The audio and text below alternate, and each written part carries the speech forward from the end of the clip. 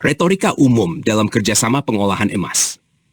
Kerjasama dalam pengolahan emas sering dimulai dengan retorika yang menekankan nilai sosial, seperti menyumbang ke pesantren, membuat pesantren gratis, membantu anak yatim, atau berkontribusi pada masyarakat sekitar.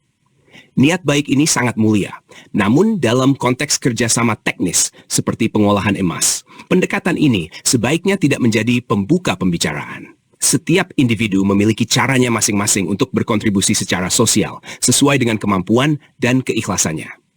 Oleh karena itu, mari fokus terlebih dahulu pada tujuan utama kerjasama ini, yaitu keberhasilan dan keuntungan yang optimal dalam pengolahan emas.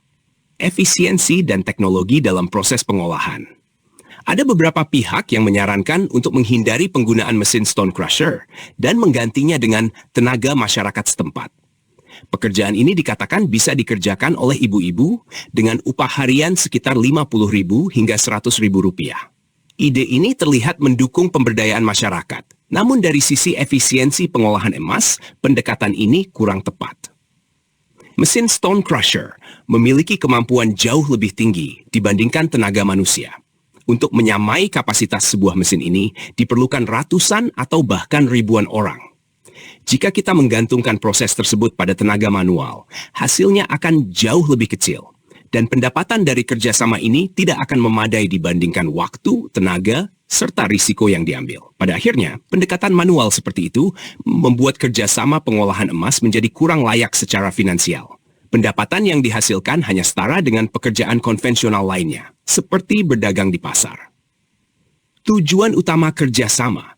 Kerjasama ini bertujuan untuk menciptakan pendapatan yang jauh lebih besar daripada rutinitas sehari-hari. Proyek seperti pengolahan emas, tembaga, atau perak memerlukan usaha ekstra, perjalanan jauh, serta menghadapi risiko besar. Oleh karena itu, hasil yang diperoleh harus signifikan agar sesuai dengan usaha yang telah dikeluarkan.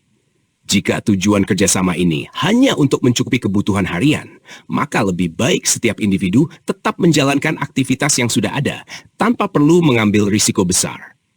Namun, dengan teknologi yang tepat dan perencanaan matang, kerjasama ini bisa menghasilkan keuntungan besar yang nantinya bisa digunakan untuk kontribusi sosial dengan skala lebih luas.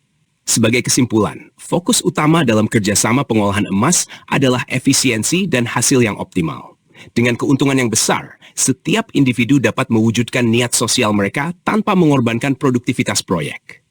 Mari kita bekerja sama dengan pendekatan profesional dan teknis agar keberhasilan proyek ini menjadi nyata dan bermanfaat untuk semua.